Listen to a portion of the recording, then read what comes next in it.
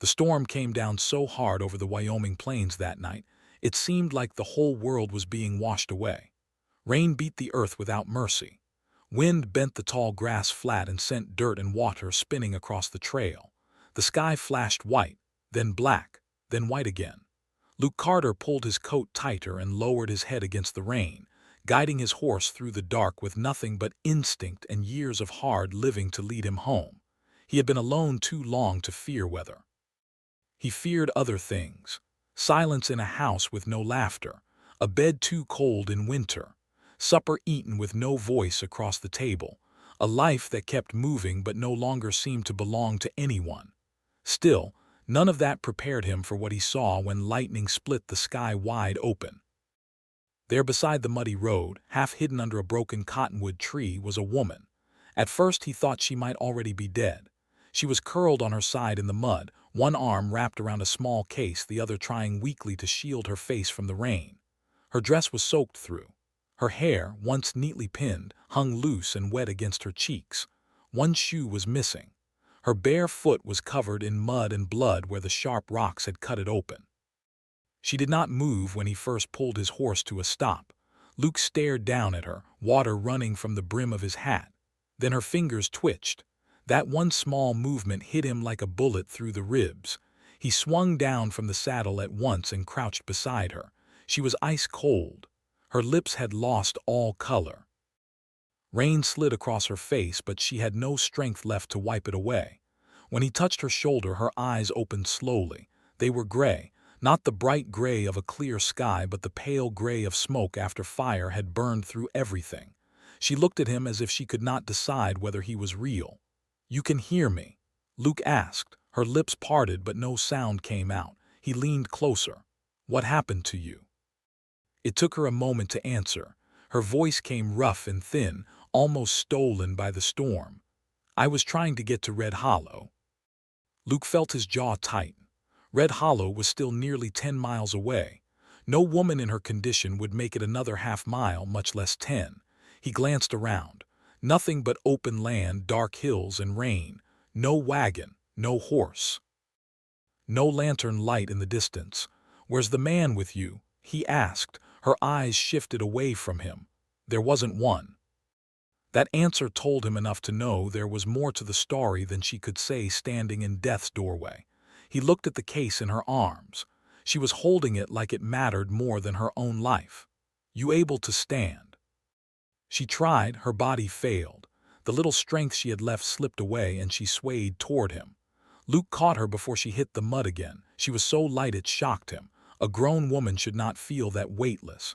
He could feel the trembling in her bones through her wet clothes. Without another word, he picked her up. She made a weak protest, one hand still gripping the handle of that small case. "I have it," he said. "You ain't losing it." That seemed to settle something in her. Her head dropped against his shoulder, and he carried her through the rain to his horse. He mounted, holding her in front of him with one arm and the reins with the other, then turned toward his cabin. He had not planned on bringing anyone home, but the storm had put a half-dead woman in his path, and Luke Carter had never been the kind of man who rode away from suffering when it looked him in the face. The cabin stood alone at the edge of a shallow valley, far from town and farther still from comfort. It was built of rough pine logs, with a narrow porch and a roof that held against the weather better than most. Light from the lamp inside glowed faint through the window. When Luke pushed open the door, warmth from the banked fire met the cold air, though not by much. He set the woman carefully in the chair nearest the stove and knelt at once to wake the fire. Dry wood caught slowly, then all at once. Flames rose, filling the room with light. Only then did he truly look at her. She was young, maybe 22 or 23. Her face was drawn from hunger and exhaustion. Her hands were red and raw from cold. The skin around her wrists looked too thin, as if life had been taking pieces from her for a long time. Yet there was something gentle in her face too, something quiet and decent.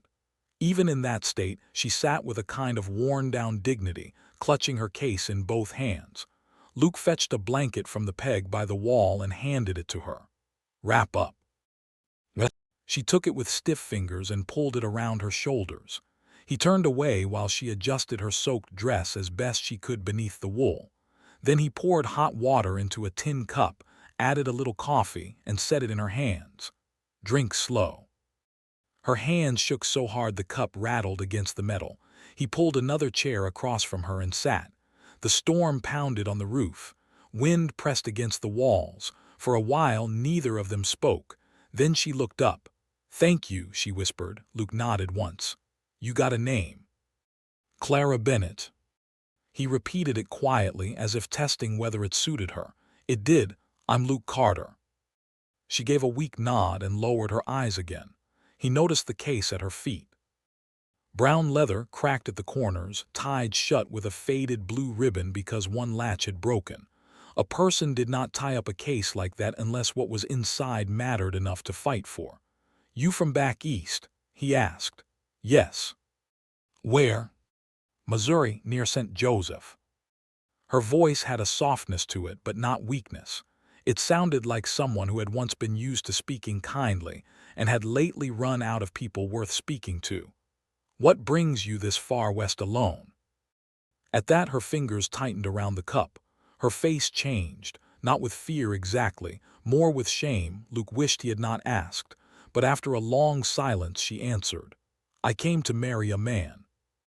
The fire cracked between them. Luke sat still. She went on as though the words had been trapped in her chest too long and now had to come out before they choked her.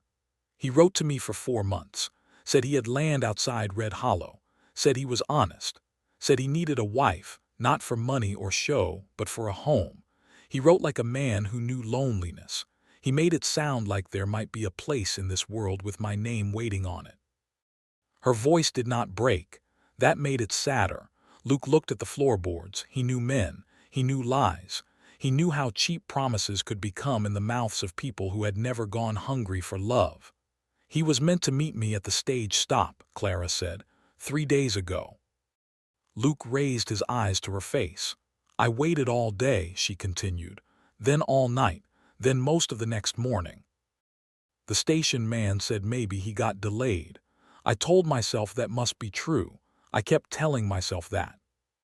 Outside, thunder rolled far over the hills. He never came." She shook her head. "No letter after." Another shake. Luke leaned back slowly in his chair. Clara looked down at her cup. "I spent nearly everything I had to get here. What little money remained was taken yesterday." His gaze sharpened. "Taken by who?" "A man at the boarding house. He said he was helping me. I believed him. By the time I understood, he was gone." Luke cursed under his breath. She looked embarrassed at making him hear it. "I left before dawn," she said. "I thought if I could just find Red Hollow for myself, maybe I could find the ranch. Maybe there had been some mistake." Luke did not need to ask whether she had found anything. The answer had been lying in the mud under a storm. "You know the man's name?" he asked. She swallowed. "Ethan Doyle." That name meant nothing to Luke. It could have been real. It could have been made up. Men who played with women's lives usually lied about more than one thing. Clara set her cup down carefully. "I know how it sounds." Luke said nothing. She lifted her chin a little. "I am not foolish by nature." It was the first spark of pride he had seen in her, and it made him respect her at once. "I didn't say you were." Her eyes met his. For the first time since he had found her, something in them shifted. Not hope, not yet, but maybe relief that he had not looked at her the way others must have. Luke stood and moved to the cupboard. There was not much in it: beans, flour, salt pork, a heel of bread. He cut the bread, warmed beans in a pan, and set a plate before her. She stared at it for a second too long. That was how he knew she was truly starving. "Eat," he said. She reached for the spoon with careful manners, as if trying not to seem desperate, but after the first bite, she could not hide her hunger. She ate slowly at first, then faster, stopping only when she seemed to remember he was watching. "Sorry," she murmured. He sat down again with his own plate. No reason to be. The storm raged through the night. Clara nearly fell asleep at the table twice before Luke showed her the small room off the side of the cabin. It had once belonged to his younger brother before the war took him south and drink kept him there. The bed was plain but clean. Luke brought in another blanket and left it on the foot of the mattress. She stood in the doorway, her wet hair loose over the blanket around her shoulders. "You don't know me," she said quietly. "No. And still you brought me here." Luke rested one hand against the doorframe. "Storm like this don't ask questions before it kills a person." Her eyes softened. She looked as if she wanted to say more, but whatever words lived inside her were too tired to rise. He gave a short nod. "Get some rest." That should have been the end of it for the night. But near dawn, Luke woke to a sound he had not heard in years. Crying. Not loud, not wild. The kind a person makes when they are trying with all they have not to make any sound at all.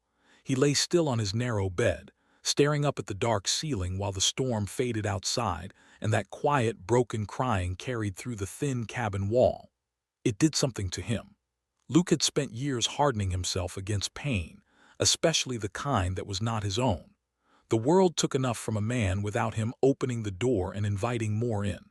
That had been his way of surviving. But now there was a stranger in the next room weeping like someone who had come to the end of everything. He sat up. For a long moment he considered going back to sleep, letting her grief stay private. Instead, he rose and crossed the cabin. He stopped outside her door and knocked once, soft. The crying stopped at once, silence. Then her voice came small and ashamed. "I'm sorry." That cut deeper than the crying had. Luke stood with one hand against the wall. "You ain't got nothing to be sorry for." No answer came. He looked at the closed door, at the thin line of darkness beneath it. Finally he said, "Whatever that man promised you, whatever he stole from you when he failed to show, it ain't the measure of your worth." He was not a man given to speeches. The words came rough, plain, but they were true. Inside the room he heard her breath catch. Then, after a long pause, she asked the question like it scared her to even let it out. "What happens to women like me?" Luke did not answer right away, because he knew women abandoned out here got swallowed by gossip, by hunger, by men with bad hands and worse intentions, by towns that loved mercy in church and forgot it by noon, by the cold truth that a woman alone had fewer chances than a stray dog. He put his hand on the doorknob but did not open it. "Not this time," he said. The cabin fell still again. He returned to his room before either of them said another word, but he did not sleep.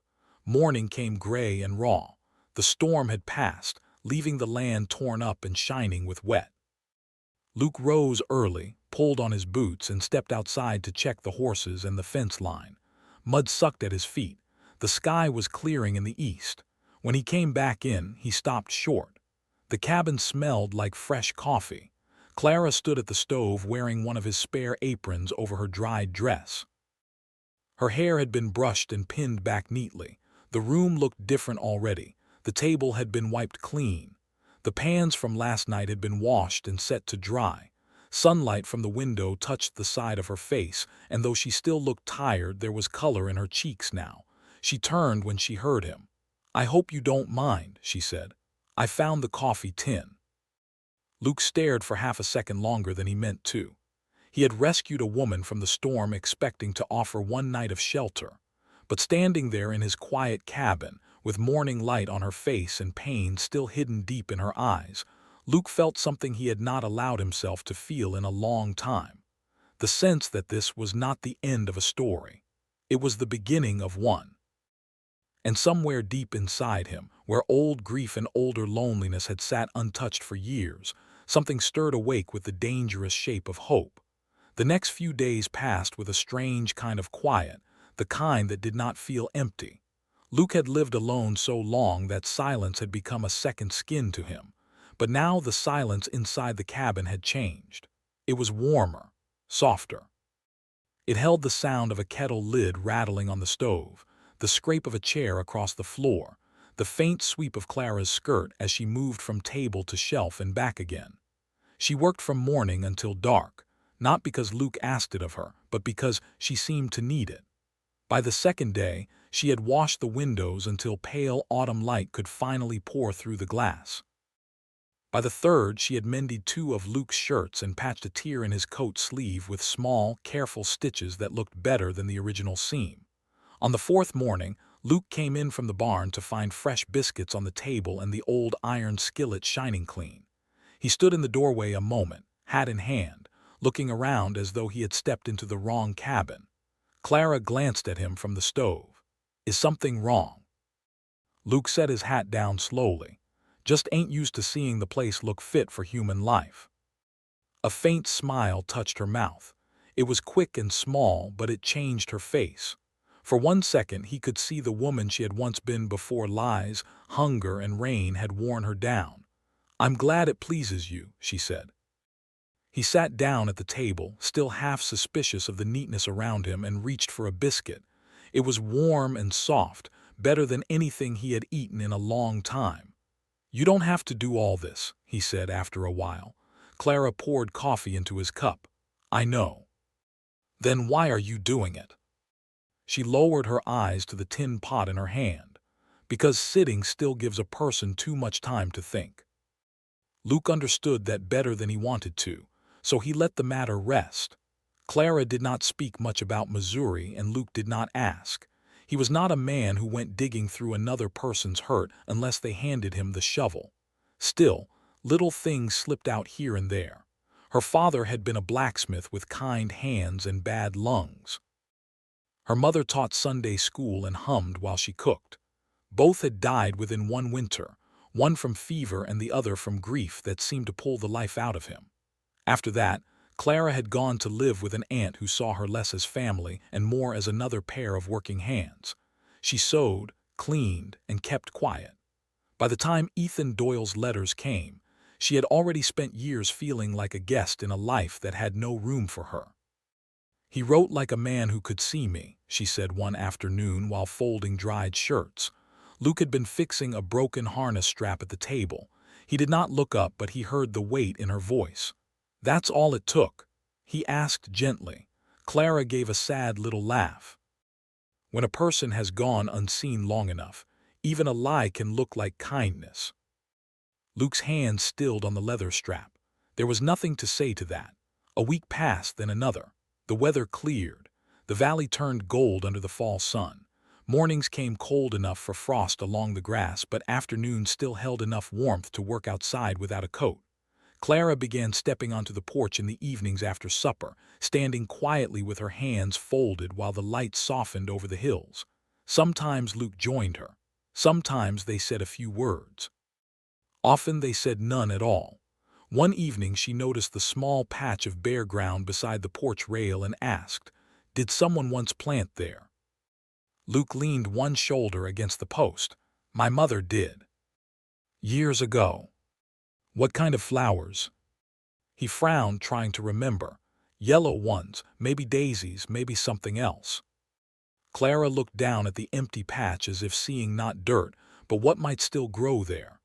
"Do you mind if I plant something come spring?" Luke glanced at her. "Spring's a long way off." "Yes," she said softly, "but it's still coming." That stayed with him longer than it should have. A few days later, Luke drove into town for feed and nails. He had not wanted to take Clara with him. Not yet. Red Hollow was a small place, and small places had sharp eyes and dull hearts when it came to something new. But Clara stood by the wagon after breakfast with her shawl around her shoulders and said, "I need thread, and if I keep hiding in this cabin, I'll start feeling like a ghost." Luke knew better than to argue with a woman who had already made up her mind. So by noon they were rolling down the main street of Red Hollow, wagon wheels rattling over packed dirt, every head turning just enough to show it had noticed them. The town was little more than a few stores, a livery, a church, a doctor's office, and the saloon at the far end. Smoke rose from chimneys. Horses stood tied along the boardwalk. Men gathered near the barber shop. Women carrying baskets slowed just enough to get a better look. Luke felt Clara sit straighter beside him on the wagon seat. He stopped outside Mercer's general store and climbed down, then turned to help her. Her hand in his was small and cool. She stepped onto the street with her chin lifted, though he could feel the tension in her fingers before she let go. Inside the store, the bell above the door gave a cheerful ring that did not match the way the room changed when they entered. Conversation stopped. Mrs. Evelyn Mercer stood behind the counter with a spool of ribbon in one hand. She was a broad woman with clever eyes and a mouth that often smiled before the rest of her minted. "Well now," she said, "Luke Carter." Luke gave a stiff nod. "Mrs. Mercer." Her gaze moved to Clara and lingered. "And who is this?" Clara answered before Luke could. "Clara Bennett, ma'am." "Mrs." Mercer's smile sharpened at the edges. "Pleasure to meet you." It did not sound like pleasure. Clara moved toward the shelf with sewing supplies while Luke went to the counter for nails, lamp oil, and feed chits. But no one in that store truly returned to their business. Every woman there watched Clara from the corners of their eyes. One of them whispered something behind a gloved hand. Another looked Clara up and down in a way that made Luke's jaw tighten. Clara kept her posture straight. She selected thread, needles, and a length of plain blue fabric with careful hands. Then Mrs. Mercer asked, too sweetly, "You passing through, Miss Bennett?" The store went still again. Clara turned slowly. "I'm staying out at Mr. Carter's place for now." Mrs. Mercer tilted her head. "For now." Luke set his coins on the counter harder than he meant to.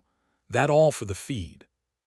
Mrs. Mercer took the money, but her eyes stayed on Clara. Town gets curious, that's all. A young lady arriving out of nowhere and settling at a bachelor's cabin is bound to stir talk. Color rose in Clara's face, but she did not lower her eyes. "I didn't come to stir anything," she said, "only to buy thread." For one brief second, Luke saw something almost like respect pass over Mrs. Mercer's face, but it vanished fast. When they stepped back outside, the air felt colder. Clara climbed into the wagon without a word. Luke loaded the supplies in silence and took the seat beside her. They had barely reached the end of town when laughter drifted from behind them. Then came a man's voice, loud enough to carry. Guess Carter finally ordered himself a bride. More laughter followed. Luke's hands tightened on the reins. Beside him, Clara stared straight ahead. She did not speak until the town had disappeared behind the rise. "I should not have gone." Luke kept his eyes on the road. "You did nothing wrong." "That won't matter to them." "No," he said, "it won't." Her hands twisted in her lap. "I know how people look at women when they think there's shame on them." Luke turned his head slightly. "And is there?" She looked at him then, hurt flashing across her face so fast it almost looked like anger. He cursed himself for the poor choice of words, but before he could fix it, Clara answered. "No." One word, quiet, firm. Deep enough to stop him cold. Luke nodded once. "Then let them talk till they wear their mouths out." She looked away again, but this time a little of the pain left her face. Back at the cabin, life found its rhythm again, though now a shadow had settled over it. Clara still cooked and cleaned. She still stepped softly through the house, still thanked him for every small kindness as if she did not quite believe she had the right to receive it. But after the trip to town, some of the ease she had slowly begun to gather slipped from her shoulders. Luke noticed she no longer stood on the porch as long in the evening. He noticed she folded into herself when riders passed the road below.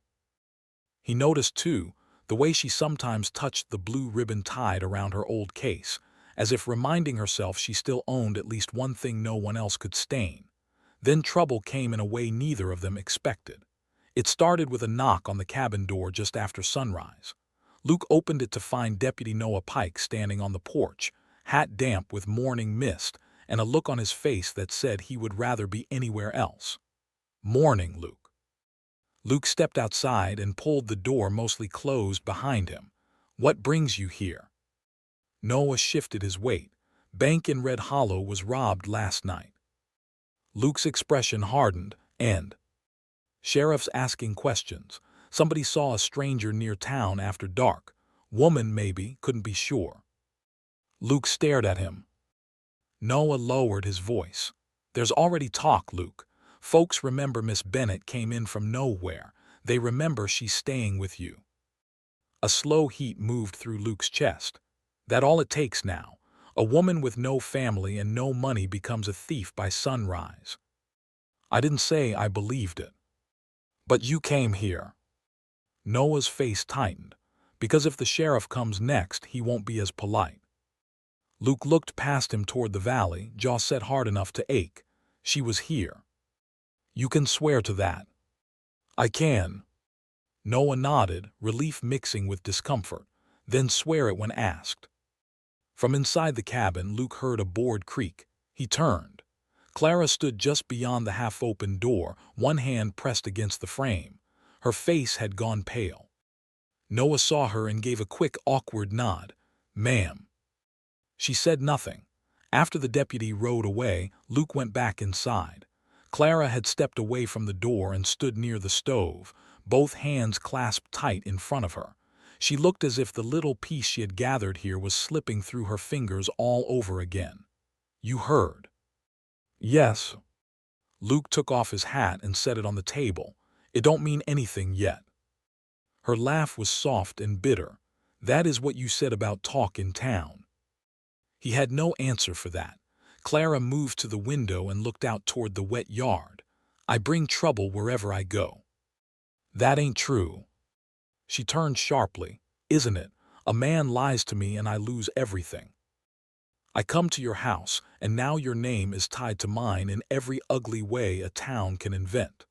One robbery and suddenly, I am the easiest person to blame." Luke stepped closer. "Listen to me." She shook her head and kept going, as if once the words started they would not stop. "I am tired, Luke. Tired of arriving where I am not wanted. Tired of trying to prove things decent people are never asked to prove. Tired of being looked at like I am one bad step from ruin." The pain in her voice struck him harder than any shout could have. He reached for her before thinking and took hold of her forearm, gently but firmly. Clara went still. Luke's voice came low. "You are wanted here." Her gray eyes lifted to his. For a long moment, neither moved.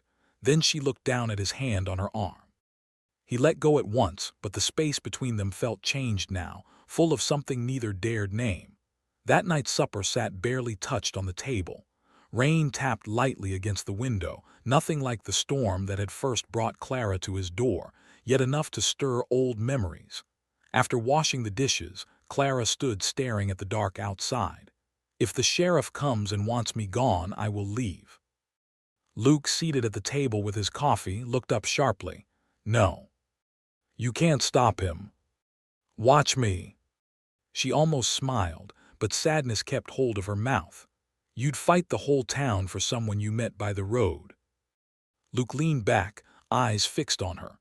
"Maybe I ain't fighting for someone I met by the road anymore." The room went very still. Clara's fingers tightened around the dish towel in her hands. She looked as if she wanted to answer but did not know how. So she only whispered, "Good night, Luke," and went to her room. He sat there a long time after she closed the door. The sheriff came the next afternoon.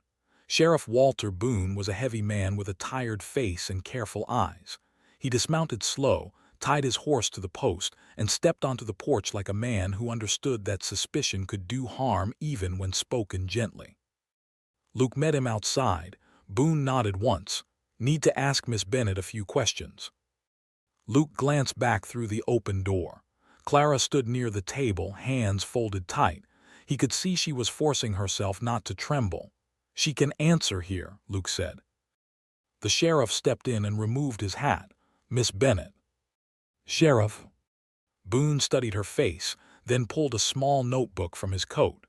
"Where were you last night between sundown and midnight?" "Here." "Anyone besides Mr. Carter can confirm that." "No." Boone made a note. "Have you ever been inside the Red Hollow Bank?" "No." "Do you know anyone in town besides Mr. Carter?" Clara hesitated. "No one who would claim me." The sheriff's pencil paused. Luke's chest tightened. Boone looked up. Something softer moved through his expression, but duty held it in check. "This accusation may come to nothing. I hope it does. But until I know more, don't leave the valley." Clara nodded once. "I understand." The sheriff replaced his notebook, and moved toward the door.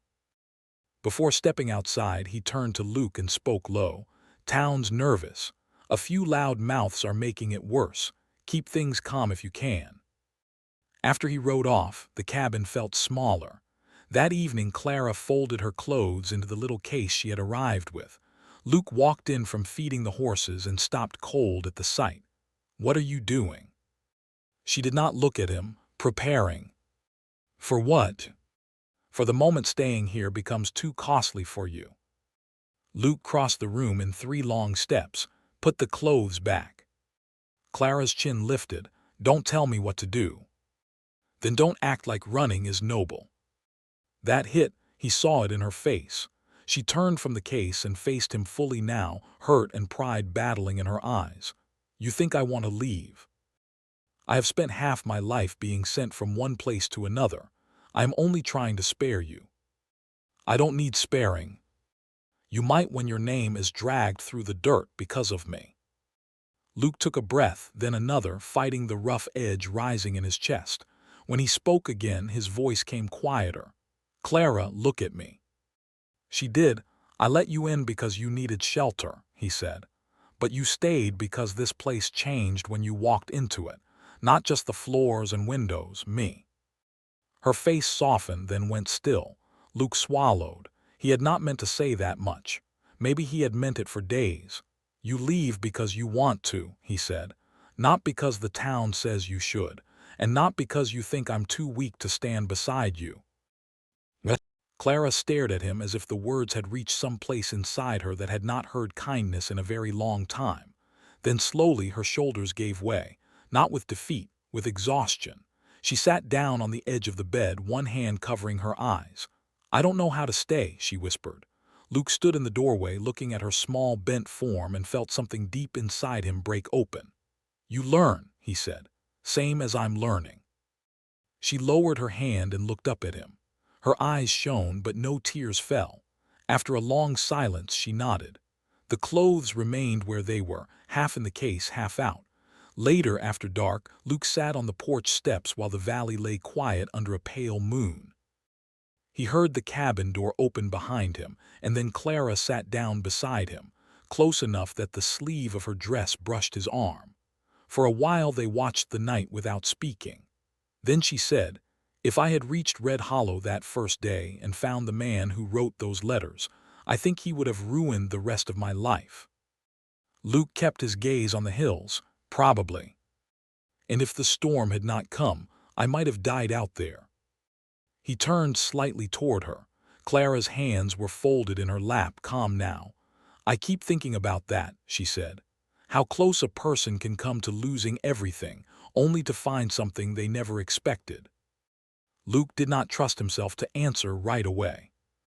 At last he said, "Maybe losing the wrong thing is what leads a person to the right one." Clara looked at him then, and in the moonlight her face held something warmer than gratitude and far more dangerous. Before either of them could speak again, the distant sound of hoofbeats rose from the road below. Fast, urgent. Both stood at once. A rider came out of the dark at a hard gallop, pulling up sharp in front of the cabin. It was Noah Pike again, breathing hard, horse-lathered. Luke stepped forward. "What is it?" Noah looked from Luke to Clara, his face pale in the moonlight. "They caught one of the bank robbers trying to run south," he said. "Before he was taken in, he named another man." Luke waited. Noah's voice dropped. The name was Ethan Doyle. The world seemed to stop around Clara. Her face lost all color. Luke turned toward her just as the full meaning of it struck. The man who had lured her west with letters and promises had not only abandoned her, he was tied to the robbery. And if Ethan Doyle had used her name, her journey, or her presence in Red Hollow as part of his plan, then the trouble that had found their cabin was only just beginning. Wait, before we move on, what do you think about the story so far? Drop your thoughts in the comments. I'm really curious to know. For one long second, no one moved. The night air had turned sharp and cold, but Luke barely felt it. He only saw Clara standing beside him on the porch, pale as ash, her hand pressed to the front of her dress like she was trying to hold herself together by force. Noah swung down from his horse. "Sheriff Boone sent me ahead. He's bringing the prisoner in now." Luke's voice came low. "What exactly did the man say?" Noah wiped a hand over his mouth. Said Ethan Doyle planned the whole thing smart. Used letters, false names, and lonely women to cover his tracks. Sent at least 2 west with promises of marriage. When folks saw strange women in town, he figured suspicion would fall on them before it ever landed on him. Clara shut her eyes. The words hit her like a fresh wound ripped open. Luke stepped half in front of her without thinking. That enough for the sheriff to clear her name? Noah hesitated. It should be, but folks in town are stirred up. Once fear takes hold, it don't loosen easy. Luke's jaw tightened. Then they'll hear the truth. Noah looked at Clara, his expression full of awkward pity. "Sheriff wants both of you in town tomorrow. Says it's better if Miss Bennett hears this straight from the prisoner's mouth." Then he climbed back into the saddle and rode off into the dark, leaving the valley quiet again. Clara stood frozen. Luke turned toward her. "Come inside." She did not move. "Clara." At that she looked at him. Her gray eyes were wide and hollow, as if the last piece of strength she had been standing on had suddenly cracked beneath her. "He did it before," she whispered, "to other women." Luke's chest ached at the sound of her voice. She laughed once, but there was no humor in it. "I thought I had been foolish, thought I had been weak, but he made a trade of it. He hunted women who had no one." Luke took her by the shoulders gently. "Listen to me. None of this is on you."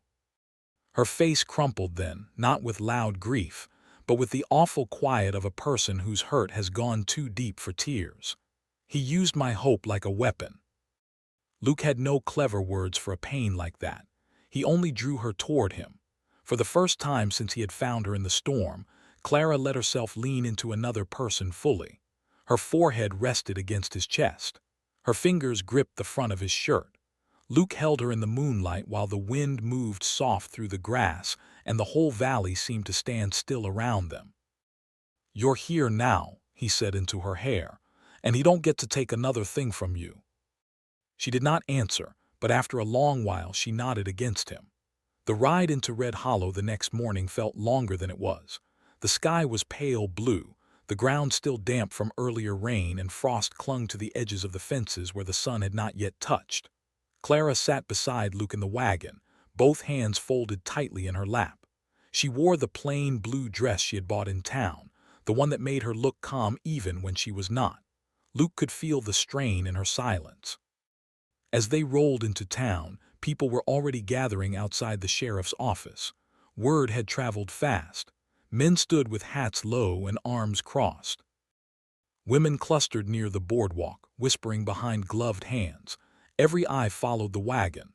Luke climbed down and offered Clara his hand. She took it. That mattered. Not because she needed help stepping down, but because she chose not to face that crowd alone.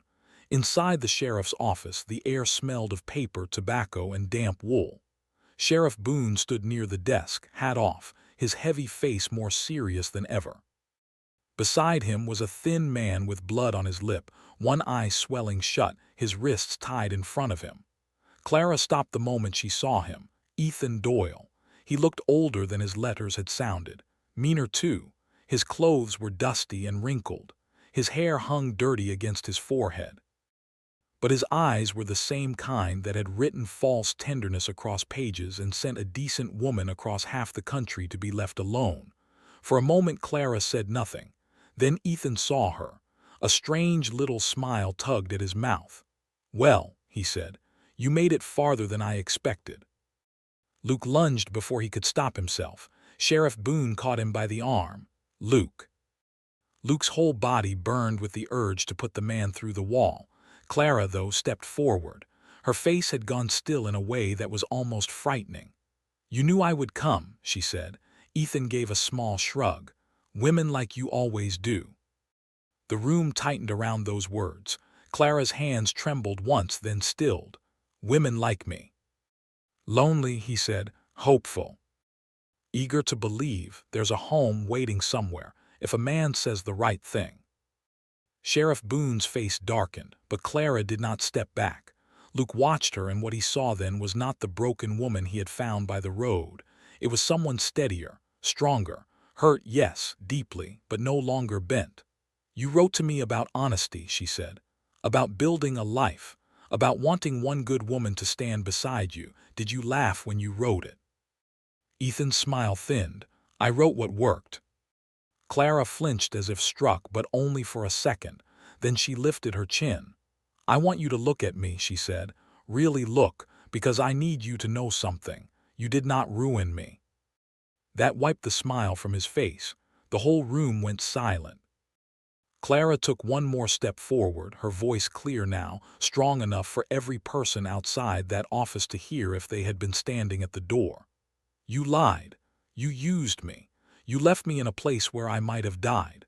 But I am still here, and every decent thing in me that you tried to make small is still mine." Luke felt his throat tighten. Sheriff Boone lowered his eyes for just a moment, like a man standing in the presence of something that deserved respect. Ethan looked away first. That, more than anything, seemed to free Clara. The sheriff turned to Luke.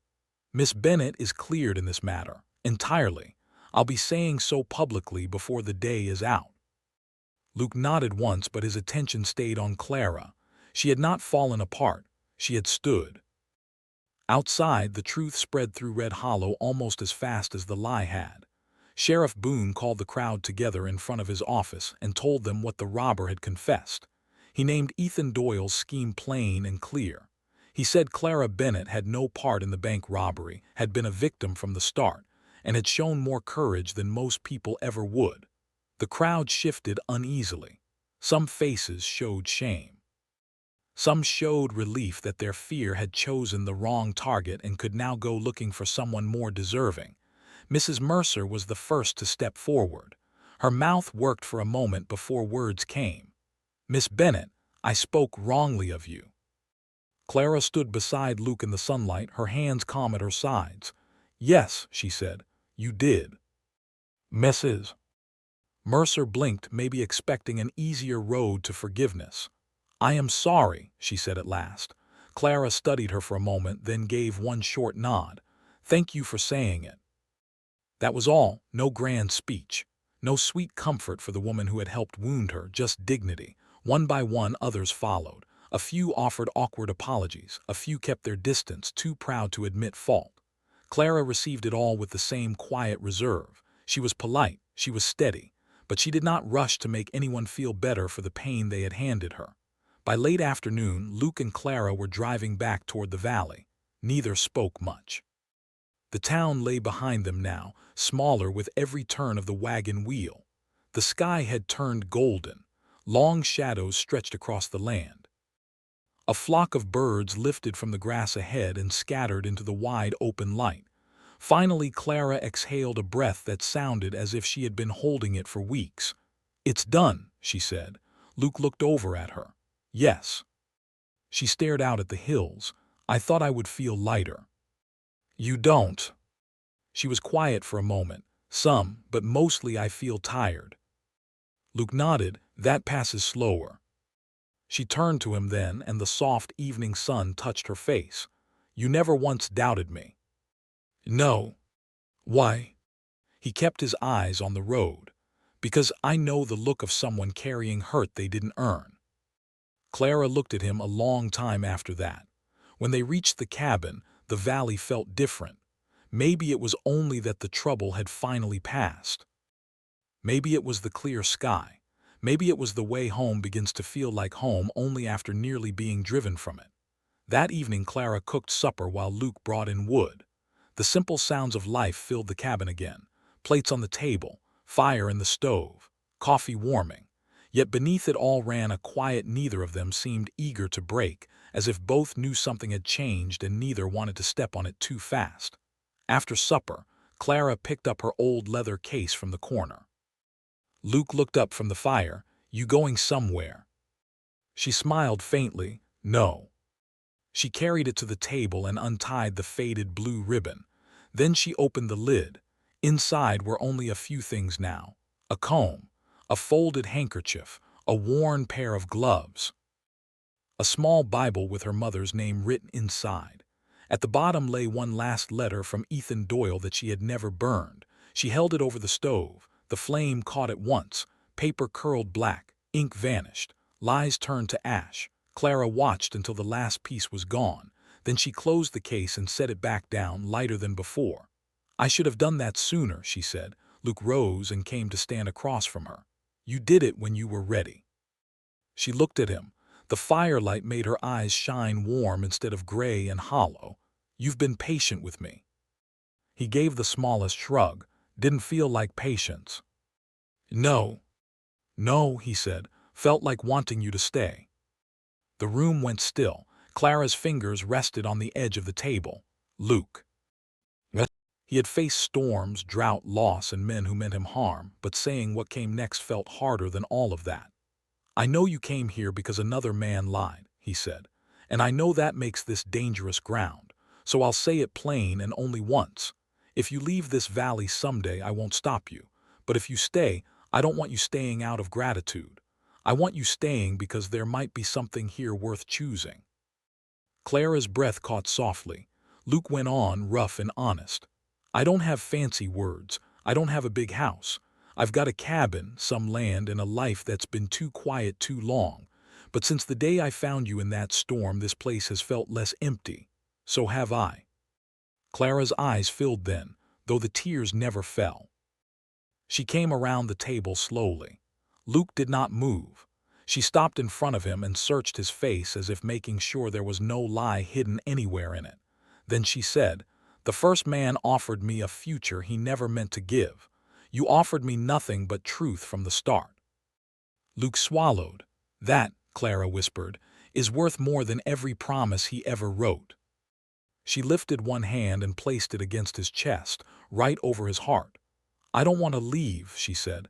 "Not now, not later, not if you still mean what you've said." He covered her hand with his. "I mean it." For a second, neither of them moved. Then Luke bent his head and kissed her gently. It was not rushed. It was not hungry. It was the kind of kiss that feels less like taking and more like finding. Clara closed her eyes and leaned into it, and every hard mile behind both of them seemed to fall quiet for one small, perfect moment. Winter came soon after, but it did not feel as bitter as the winters Luke remembered. Clara hung curtains in the windows and dried herbs by the stove. Luke fixed the loose porch board she had warned him about twice. They learned each other's ways the slow and honest way. He liked his coffee black and too hot. She sang under her breath when baking. He woke before dawn. She stayed up late sewing by lamplight. Neither tried to turn the other into something else. When snow finally covered the valley, the cabin glowed warm against the white fields. By spring, Clara planted flowers beside the porch just as she had once said she would. Yellow and white blooms pushed up from the soil. Luke built her a small wooden box for herbs. She laughed when he made it too large and said he was planning a whole farm, not a garden. Red Hollow changed too, in its own imperfect way. Folks who had judged her quickest now greeted her with care. Mrs. Mercer sent over fabric at cost and no longer wore that sharp little smile when Clara entered the store. Sheriff Boone tipped his hat every Sunday. Some wounds healed clean. Others left marks. Clara did not forget what the town had done, but she no longer carried it like a stone in her chest. One warm evening, nearly a year after the storm, Luke and Clara sat together on the porch while the sun melted gold across the valley. The flowers moved gently in the breeze. Horses grazed beyond the fence. The cabin behind them held lamplight and supper and the steady peace of a life built right. Clara rested her head on Luke's shoulder. After a while she said, "Do you ever think about that night?" "The storm?" "Yes." Luke looked out over the land. "Every time it rains." She smiled softly. "I do too." He turned a little toward her. "What do you think about?" Clara's fingers slipped into his. "How close I came to being lost," she said, "and how strange it is that the worst night of my life led me to the best thing I've ever known." Luke kissed the top of her head. For a long while they sat without speaking.